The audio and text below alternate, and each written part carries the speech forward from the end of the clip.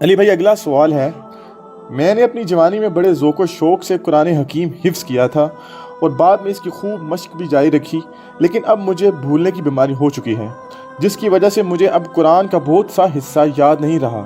اب دوبارہ سے یاد کرنا بہت ہی مشکل کام ہے۔ ایسی صورتحال میں میری توبہ کیا طریقہ ہوگا؟ دیکھیں جی، یہ مشکل کام تو ہے، اس میں کوئی شک نہیں ہے۔ اگر کسی کو واقعی جینون بیماری ہو گئی ہے، بڑھاپے میں ہو جاتی ہے بھولنے کی بیماری، تو لا یکلف اللہ نفسا الا وسعها، اللہ تعالیٰ کسی جان پہ اتنا ہی بوجھ ڈالتا ہے جس کا وہ متحمل ہوتا ہے۔ البتہ توبہ واجب ہوگی، اللہ کی طرف رجوع لاتے رہیں، کوشش جاری رکھیں، جتنا یاد ہو جائے، باقی اللہ تعالیٰ معاف کرنے والا ہے۔ اور یہ حفظ والا معاملہ واقعی بڑا سینسٹیو ہے۔ ہمارے مدارس جتنے حافظ بنا کے نکال رہے ہیں نا، ان میں سے 50% بھی مشکل سے ہوں گے جو بعد میں یاد رکھتے ہیں، اور عورتوں میں تو شاید 10% کوئی عورتیں ہوں جو بعد میں قرآن یاد رکھتی ہیں۔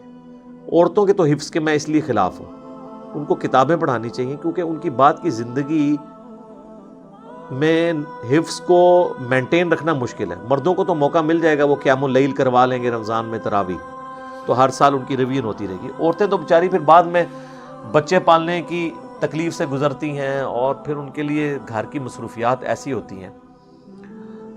اس کے باوجود جو عورتیں یاد رکھ لیتی ہیں ان کو سلام ہے، لیکن اوورال یہ بڑا مشکل کام ہے۔ باقی یہ قرآن جو ہے، یہ جب یاد کیا آپ نے، جس نے حفظ کی نیت سے، اور ماں باپ کو بھی چاہیے کہ زبردستی حفظ نہ کروائیں، جس کا رجحان اس طرح کا ہو اس کو حفظ کروایا جائے، اور پھر بعد میں اس کو مینٹین کرنا بھی مشکل ہوتا ہے۔ ادروائز آپ دیکھ رہے ہیں کہ جو حافظ قرآن ہے نا جی، وہ جب غلط طریقے پہ چڑھتے ہیں تو پھر عوام بھی پناہ مانگتی ہے ان سے، بلکہ بعض اوقات بعض علاقے کے جو ڈان ہیں ان کا تعارف کرواتے ہوئے بتایا جاتا ہے یہ حافظ بھی ہے، تو جو چھوٹے موٹے ڈان ویسے ہی ڈر جاتے ہیں کہ اچھا ایک ڈان اتو حافظ بھی، یعنی مدرسے جو دی تربیت ہوئی ہے، تو ظاہر ہے تو بہت چھوٹی عمر میں ایجوکیٹ ہو گیا ہوتا ہے نا۔ تو بخاری اور مسلم دونوں میں حدیث ہے، نبی صلی اللہ علیہ وآلہ وسلم نے فرمایا کہ حفظ کے حوالے سے، جن لوگوں نے حفظ کیا ہوتا ہے، اس ذات کی قسم جس کے قبضے قدرت میں میری جان ہے، قرآن سینوں سے نکل جانے میں اس اونٹ سے بھی زیادہ تیز ہے جس کی رسی کھلی ہوئی ہو۔ جیسے اونٹ جس کی رسی کھلی ہو نا بھاگ جاتا ہے، تو قرآن بھی سینے سے نکل جاتا ہے۔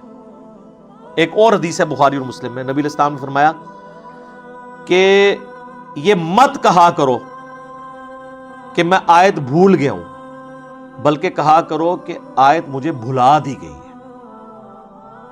ظاہر ہے اب آپ حفاظت نہیں کریں گے تو بھلا دی جائے گی۔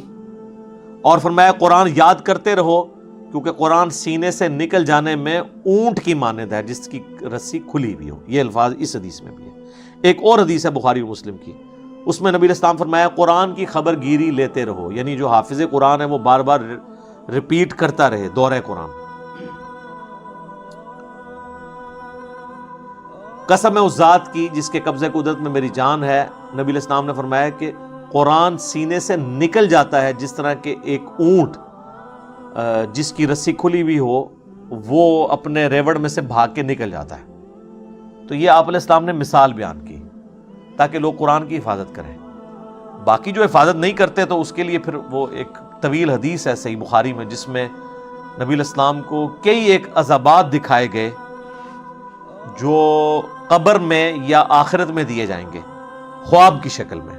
اور بخاری مسلم کی حدیث ہے کہ نبیوں کا خواب جو ہے وہ وحی الہی ہوتا ہے، بلکہ قرآن میں سورہ الصافات میں 102 نمبر حدیث میں آیت کے اندر آیا ہے کہ حضرت ابراہیم علیہ السلام کو بیٹے کی قربانی کا جو حکم ہوا تھا وہ خواب کے ذریعے ہوا تھا۔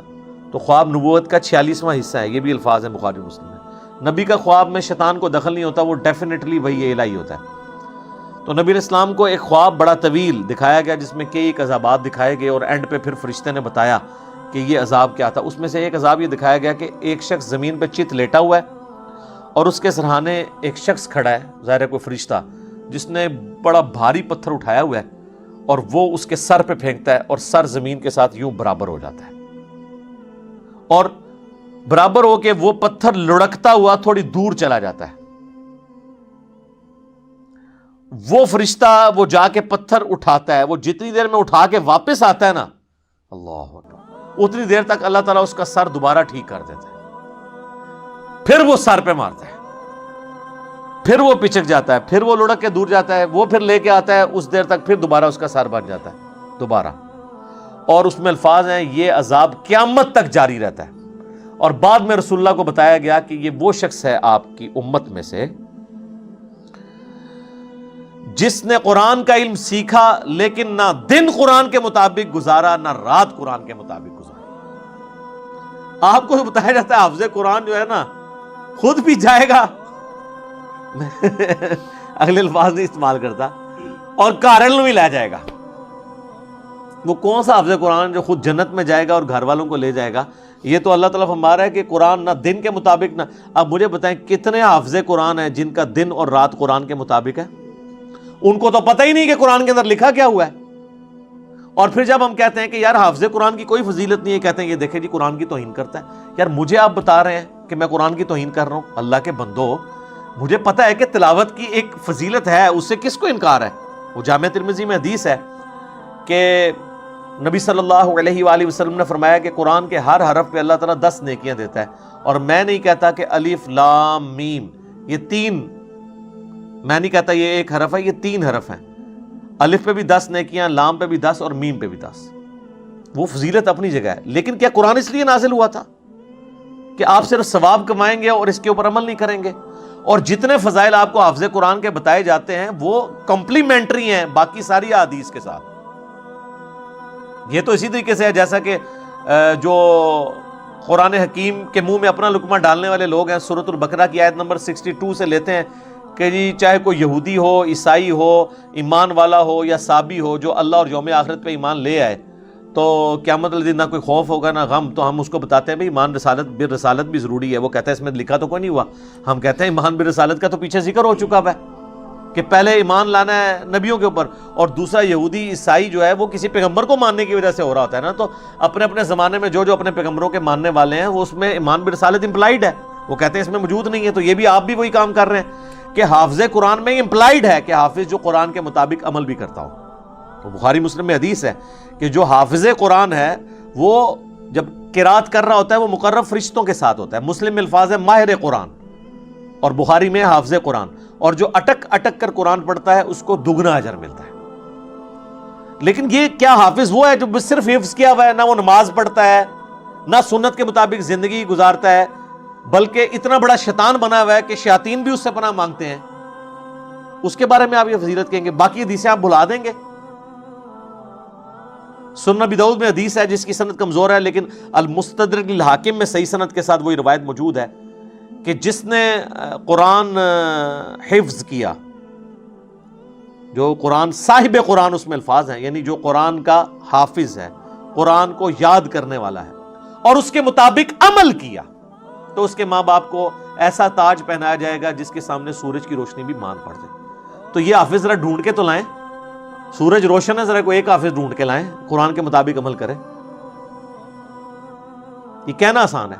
پھر وہ جو ایک اور حدیث ہے جامعہ ترمذی کے اندر، سنن ابی داؤد کے اندر، کہ قیامت والے دن اللہ تعالیٰ صاحب قرآن کو کہے گا کہ قرآن جس طرح دنیا میں ترتیل سے پڑھتا تھا، پڑھتا جا، تلاوت کرتا جا اور منزلیں جنت کی طے کرتا جا، جہاں پہ تیری آخری آیت ہوگی وہی تیری منزل ہوگی۔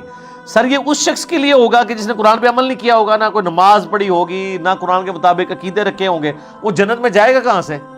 باقی ساری چیزیں معاف ہوگی، حافظ ہو گیا۔ تو مسلم کی وہ حدیث کہاں گئی 246 کہ بندے کے کفر اور اسلام کے درمیان فرق نماز ہے۔ بے نمازی حافظ، موسمی حافظ جو صرف نکلتے ہیں تراویح کے زمانے میں تراویح پڑھا کے ان دنوں میں داڑھی بڑھا لیتے ہیں، پھر بعد میں مڑا کے پھر وہ دنیا داری کے کام شروع کر دیتے ہیں اور نمازیں چھوڑنا شروع کر دیتے ہیں، ان حافظوں کے لیے یہ فضیلت ہوگی؟ شرم کریں خود۔ اور ایک جو روایت ہے جو کمزور روایت ہے ترمذی کے اندر، چلے میں ان کے لیے بیان کر دیتا ہوں، ابن ماجہ میں بھی ہے کہ نبی علیہ السلام نے فرمایا جس نے قرآن پڑھا اور اس پر عمل کیا اور اس کے حلال کو حلال جانا اور حرام کو حرام جانا، وہ اپنے گھر والوں میں سے 10 ایسے لوگوں کی شفاعت کرے گا جن پہ جہنم واجب ہو چکے گی، وہ خود بھی جنت میں جائے گا، ان کو لے جائے گا۔ لیکن کون؟ جس نے قرآن کے حلال کو حلال اور قرآن کے حرام کو حرام جانا۔ سر یہ تو حافظ قرآن کا استاد بھی اپنے بارے میں دعویٰ نہیں کر سکتا کہ میں نے پریکٹیکلی قرآن کے حلال کو حلال اور حرام کو حرام جانا ہے۔ بالکل اس کے اپوزٹ چل رہے ہوتے ہیں۔ آپ دیکھیں کہ ہمارے ایک دوست ہیں زائد چیپا بھائی، اسلام 360 جنہوں نے سافٹ ویئر بنایا. یہ اذانیں ہو رہی ہیں لیکن ہم وقفے میں ایک اذان کا جواب دے لیتے ہیں، وہ سب کی طرف سے کافی ہو جائے گا، اس لیے علمی مجلس کو روکنا ضروری نہیں ہے. وہ زائد بھائی مجھے کہتے ہیں ایک دن فون پہ کہ یہاں کراچی میں ایک آپ کے اسٹوڈنٹ ہیں، بڑی عمر کے ہیں، وہ اچھے یعنی امیر آدمی ہیں اور کئی مدرسوں کو وہ سپورٹ کرتے ہیں، تو وہ آپ کی ویڈیوز دیکھ کے گمراہ ہوئے ہیں انورٹڈ کاما میں. تو اتنا انہوں نے اثر لیا کیونکہ میں تو بار بار قرآن قرآن قرآن کی بات کرتا ہوں، تو وہ بیچارے مدرسوں میں چلے گئے اور انہوں نے مدارس کے جو محتمم استاد تھے ان کے سامنے کہا کہ جی میرے سامنے ایک ایسا آئیڈیا آپ کے لیے کہ امت کا مسئلہ حل ہو سکتا ہے کہ آپ حافظ قرآن کو اس وقت تک ڈگری نہ دیں جب تک وہ قرآن ترجمے سے نہ پڑھ لے. ایڈی سادہ گال ہے سر. وہ بیچارہ سیدھا آدمی تھا، اس نے کہا یہ تو ویلکم کہیں گے جب یہ بات کی ہے. تو میں نے کہا یار وہ تو بڑی بات ہے کہ کسی نے یہ بات سن بھی لی ہے، وہ تو نہیں کبھی چاہتے کہ ترجمے سے پڑھیں. کہتا نہیں جی بعض نے سنی ہے لیکن بعض غصہ کھا کے انہوں نے کہا اندر یہ بات بھی نہیں کرنی آپ نے، کیونکہ ظاہر ہے کہ وہ چاہتے نہیں سر کہ قرآن ترجمے سے کوئی پڑھے. ان کی جو امپائرز ہیں وہ کیسے قائم رہیں گی؟ یہ پورا روٹی روزی کا نظام مدارس کے اوپر چل رہا ہے. سر آج آپ مدرسے ختم کر دیں، یہ تو لوگ کہہ رہے ہیں نا پی ٹی اے کی گورنمنٹ میں 1 کروڑ لوگ بے روزگار ہو گئے، 1 کروڑ ایک دن میں ہو جائیں گے، آپ مدرسے ختم کر دیں.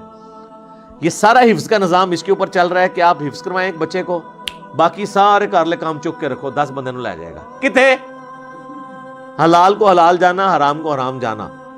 تو کس طرح وہ جب کوئی یہ کرے گا نہیں. لوگ بڑے سادہ بن کے ان کو مشورے دے رہے ہوتے ہیں، یہ آپ کو پتہ ہی نہیں ہے، یہ آپ بڑا خطرناک کھیل ان کے ساتھ کھیل رہے ہیں کہ آپ ان کو یہ مشورہ دے رہے ہیں کہ آپ نے حافظ کو ڈگری نہیں دینی جب تک وہ قرآن ترجمے سے نہ پڑھ لے. تو یہ جو حفظ کروانے والے اکثر ہیں ان کی تو اپنی ڈگری جعلی نکل آئے گی، کیونکہ ان کو بھی نہیں پتا. چھڑے حافظ ہی ہوتے ہیں نا.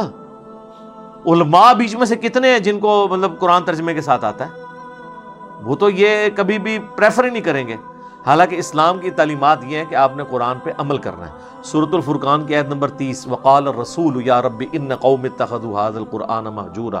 رسول اللہ شکایت کریں گے کہ میری امت نے قرآن کو پیٹھ کے پیچھے ڈال دیا تھا، میری قوم نے قرآن کو پیٹھ کے پیچھے ڈال دیا تھا. آپ کو شفاعت رسول کی آدھی بات بتائی گئی ہے، شکایت رسول نہیں بتائی گئی. اور صحیح مسلم میں حدیث ہے القرآن حجت لک او علیک، یا قرآن تیرے حق میں قیامت والے دن حجت بنے گا یا تیرے خلاف بن جائے گا. قرآن میں جب آپ پڑھتے ہیں نا لعنت اللہ علی الکاذبین، اور آپ خود جھوٹ بول رہے ہوتے ہیں، تو قرآن پڑھ کے آپ اپنے اوپر خود لعنت کر رہے ہوتے ہیں. قرآن آپ کے خلاف خود حجت بن رہا ہوتا ہے. جب تک قرآن کا آپ کو فہم نہیں آئے گا، اس کا ترجمہ نہیں پتا ہوگا. بڑے فخر سے بتاتے ہیں جی قرآن وہ کتاب ہے جو دنیا میں سب سے زیادہ پڑھی جاتی ہے. ساتھ یہ بھی بتایا کریں قرآن وہ مظلوم کتاب ہے جو دنیا میں سب سے زیادہ بغیر سمجھ کے پڑھی جاتی ہے. ہمارے آباء و اجداد اخبار کے لیے تو جا کے چوراہوں پہ بیٹھ جاتے تھے، چائے والے ہوٹلوں پہ کہ دسو اج دی کیڑی خبر آئی ہے. لیکن ساڈے کسی بزرگ بابے نے کہتے قرآن نہیں پڑھ کے مولوی نے کہا کہ 10 مولانا نے کی لکھیا ہے. اللہ دے خاطر دا انہیں ایک قدر کیتی ہے. تو تسی بزرگوں نو یاد کر کے کہتے بڑے چنگے ویلے سن. نہ سر، صحابہ تابعین تبع تابعین کے بعد جو اچھا وقت اس دور میں آیا ہے نا کہ ہر بچے کے ہاتھ میں قرآن ترجمے والا بخاری مسلم پہنچ گیا، اسلام نے اپنی ہسٹری میں اتنا اچھا وقت نہیں دیکھا. آپ خوش نصیب ہیں جناب، آپ کو اللہ نے وہ دور دیا ہے. اس طرح کا دور تو پچھلے 1000 سال میں مسلمانوں نے نہیں دیکھا. یہ قرآن کے ترجمے بھی اب آ کے یہ 100 سال پہلے ہی زیادہ تر شروع ہیں. شاہ ولی اللہ دہلوی نے کیا، لیکن بعد میں یہ جو مین جو یہ ایک سمجھ لیں ایک سیلاب امڑ آیا ہے تحقیق کا، اور یہ ہر فرقے کے ایک نہیں کئی مولویوں نے ترجمے کیے ہیں، تو ان 100 سالوں کے اندر ہوا ہے. تو یہ ترجمے کس لیے کیے انہوں نے؟ ہمارے لیے. صحابہ کرام کی زبان کیا تھی؟ عربی. اکثر لکھنا پڑھنا بھی نہیں جانتے تھے، عربی سنی سمجھ لیا. ہماری زبان کیا ہے؟ اردو. ہماری زبان میں بڑے بڑے علماء نے جب ترجمے کر دیے تو اب ہمیں اردو سیکھنے کے لیے تو کہیں نہیں جانا پڑنا. وہ چند ایک دقیق مسائل لے آتے ہیں اٹھا کر، جی یہ دیکھیں جی یہ لکھا ہوا ہے، یہ بتائیں. انہوں چھاڑ یار، جو کوئی واضح لکھے وہی گل کر. تو متشابہات اٹھا کے لے آتا ہے، دل میں ٹیڑھ پانا نا. اس لیے قرآن کا تو اکثر محکمات ہیں، تذکیر ہے، نصیحت ہے. وہ قرآن بار بار کہہ رہا ہے وَلَقَدْ يَسَّرْنَا الْقُرْآنَ لِلذِّكْرِ فَهَلْ مِن مُدَّكِرٍ. قرآن ہم نے نصیحت کے لیے آسان کر دیا ہے کوئی سمجھنے والا؟ ہے کوئی نصیحت حاصل کرنے والا؟ تو بالکل آسان ہے. لیکن انہوں نے حافظ کی رٹ لگا کے اور اب حال یہ ہے کہ محفل قرات ہوتی ہیں اور عذاب کی آیات پڑھی جا رہی ہوتی ہیں اور آڈینس بھی کہتی ہے سبحان اللہ، بجائے اللہم اجرنا من النار پڑھنے کے یا اللہم لا تجعلنا منہم، اے اللہ ہمیں ان میں شامل نہ کرنا، یہ پڑھنے کی بجائے وہ سبحان اللہ کہہ رہے ہوتے ہیں، کیونکہ ان کو پتہ ہی نہیں ہے کہ یہ آیات کون سی آئی ہوئی ہیں۔ اور اکثر اوقات تو ہمارے جیسے لوگ جن کو قرآن کی سمجھ ہے وہ بیچارے کسی ایسے امام کے پیچھے کھڑے ہو جائیں جس کو یہی نہیں پتہ کہ اب میں نے قرات کو کہاں پہ مکمل کر کے رکوع کرنا ہے، تو بندہ عجیب سا ایک ذہنی الجھن کا شکار ہو جاتا ہے۔ ہمارے محلے میں ایک مسجد ہے دیوبندیوں کی، تو میں فجر کی نماز کئی بار وہاں پڑھنے کا اتفاق ہوتا تھا، تو آپ کو پتہ ہے کہ حنفیوں کے جو ائمہ ہیں انہوں نے چند ایک آیات رٹی ہوئی ہوتی ہیں، پورا قرآن تو گو تھرو کرتے نہیں ہیں، چند ایک 30ویں پارے کی صورتیں، سورہ بقرہ کی آخری 2